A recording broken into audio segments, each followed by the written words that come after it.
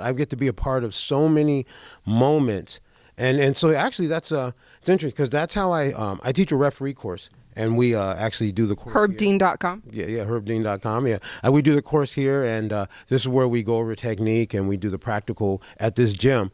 But one of the things is that I start my course out with me holding up a fighter's hand, a picture, and he's covered in blood, and we're in an Indian reservation parking lot. But he's happy as he can be. He's getting a belt put on his around him, and that's what I tell him. That's one of the things I like so much about this job is that each fight is the most important moment, and I've got to be there and be a small part of that moment for so many people, so many times.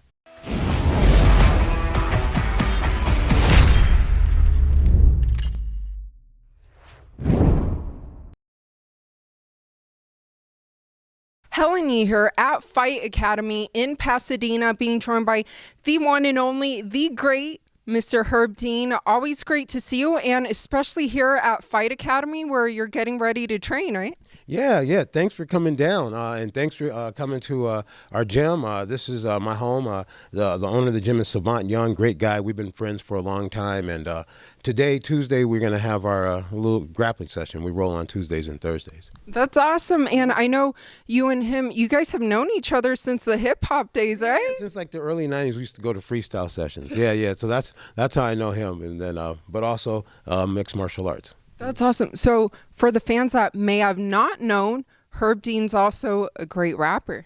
No. Herb Dean used to like to rap. Why'd you stop? Oh no, hey, it happened. Yeah.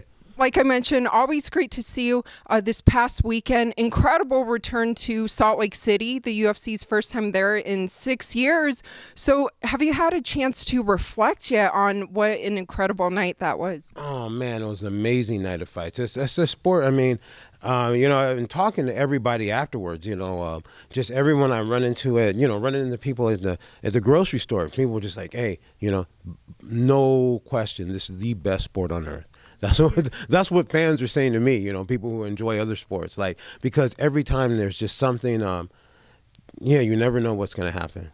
Definitely. Just like in that main event, Leon Edwards versus Kamaru Usman, speaking of never know what's going to happen, within less than 1 minute to go in that fifth round, he throws a head kick and knocks out Kamaru. Have you had a chance to reflect on your initial thoughts during that moment? Well, it was so interesting because,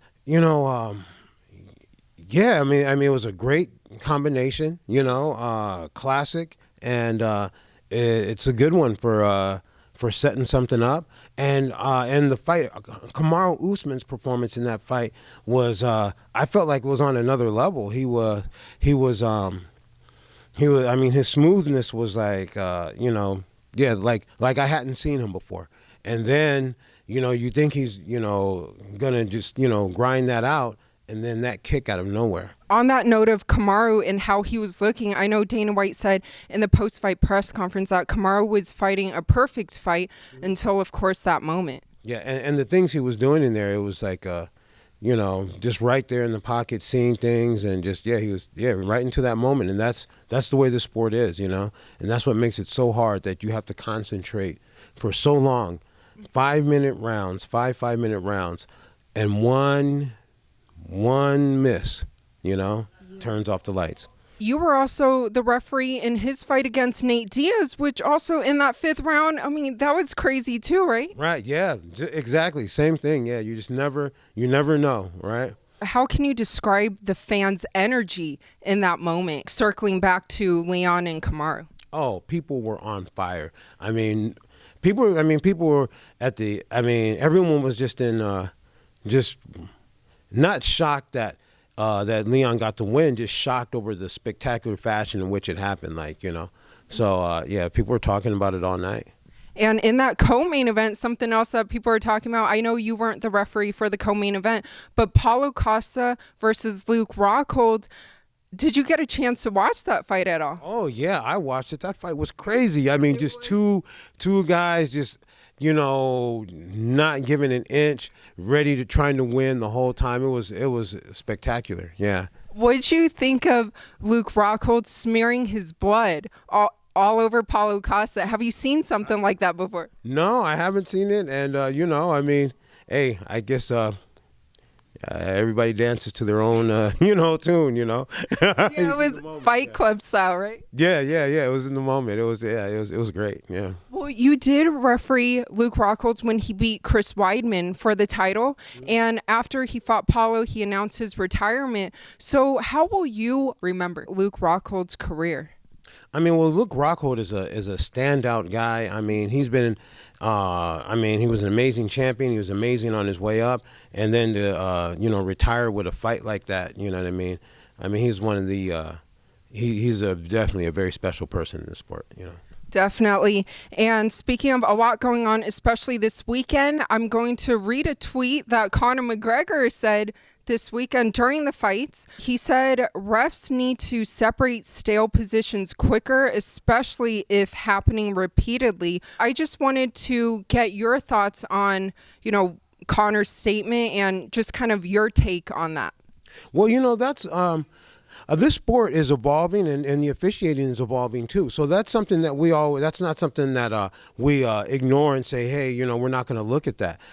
Each position, though, and each situation is different, so sometimes you can't just make a blanket statement, just always quicker. But there is some truth and something to look at in what he's saying, especially if it's happening again and you see no direction in it. But also, let's say you keep separating them and they're not doing very much punching or striking, and that maybe the grappling is where this match may be decided. So it's something that we all want to look at, but at the same time, it's not something that individuals should just jump out and change on their own. I think to have a consistent sport, the officiating should always be communicated with everyone involved and try to be on the same page as much as we can. So we would think about moving forward on that, and also think about how we can make it uniform and not just like, hey, we're going to do it quicker, like what indicators we're looking at to make those decisions. Yeah, very well said. And like you just mentioned, the sport is evolving very quickly as well. Something else I know was a point of conversation is fence grabs. What's the specific rules on fence grabs and whether or not to consider a point deduction? Well, so fence grabs are a very difficult thing to deal with in the sport because it's a natural reaction, and people, it's going to happen. But to deduct a point, so let's take a look at what a point deduction means in the sport. What does a point deduction mean? What's the most common score that goes to the cards? 29-28. Yes. So that means we have a 1-point sport. For the majority of fights that happen that go to the cards, 29-28 is the most common score. So when you take a point, that means you've taken a win. So it's not like in other sports where you have 12 rounds and you take a point. It's a much stiffer punishment. In the majority of fights that happen, when you take a point, you've taken a win. And so to have that balance there, that point, that grab might be needs to significantly affect the fight. And it doesn't always have to happen right away. And so those things are judgment calls of the referee. So you're going to say, okay, how many times has this happened, or is there other fouls, or hey, even this one time, this guy had spent a lot of energy, and I can't rebuild the position in any other way, and so I'm going to choose not to give a warning at this time or take a point. So those are really difficult situations. What's best is to try to rebuild the position if you can. And so we want to take a point if there's we want to try to rebuild positions as much as we can. And some situations are easier. If it's a takedown, you can't predict where that person would have landed. But if someone gets a superior position from it, at least you can take away the superior position.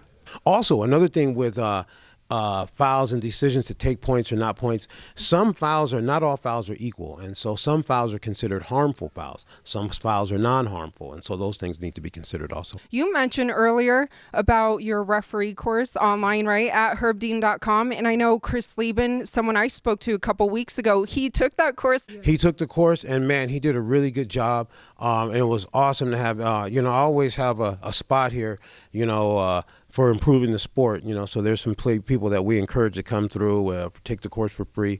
And Chris Leben is somebody that we're really happy to have come and take the course. And he's been moving through. He's working refereeing in camo. Now he's moving into the pro, and he's been refereeing at different places throughout the country. He takes it very seriously and has a lot to offer to it. We've had other fighters come take the course. Joe Stevenson took the course last year, and Joe Stevenson did a great job. When he wanted to take the course, I was really happy about it because I've known Joe for a while, and he's a really smart guy, and he's really good at everything he does, and he brought that same energy and commitment when he came here to take the course. It was great. It must be cool to see more and more fighters come take your course, right? Mm-hmm. Yeah, we want people. You don't have to have been a fighter to take the course, but we want people who are invested in the sport and have an interest in it, and who train and who are part of the scene, who train at the gyms, who go to the local shows. We want people who are interested and want to be a part of it. And where can the fans find you next? Next place I will be next UFC I'll be doing. I think it will be on the 10th.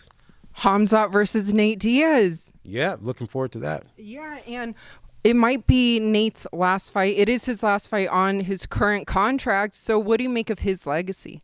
Nate is, an amazing legacy. When I was just thinking about it, for one, because he's from California also, Joe Stevenson. So I've got to referee him since he was a really young guy, and he's always was doing things, pushing the envelope, and brought a great energy. And man, he's this fight is very popular for a reason, and it's because of that body of work that he's done.